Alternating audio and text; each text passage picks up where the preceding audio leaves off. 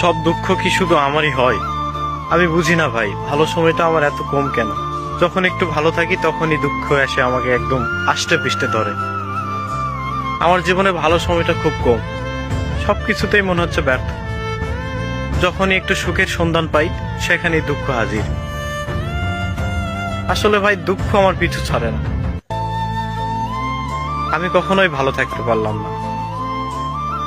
আমার মন খারাপের কারণ কেউ বুঝলো না, কেউ বুঝতেও চায় না। আমার দুঃখ একান্তই আমার। আমি সবার দুঃখ বুঝি, বোঝার চেষ্টা করি। আমি মন প্রাণ দিয়ে সবার দুঃখ শুনি, আমি বুঝি। কিন্তু আমার কষ্টগুলো, আমার দুঃখগুলো শোনার মতো মানুষ নেই, আমাকে বোঝার মতো কোনো মানুষ নেই। যারা আসে ক্ষণিকের জন্য, তারা নিজ ইচ্ছায় আসে আবার নিজ ইচ্ছায় চলে যায়, মাঝখানে শুধু আমাকে এক আকাশ সমান দুঃখ দিয়ে যায়। আর কত ভাই এভাবে?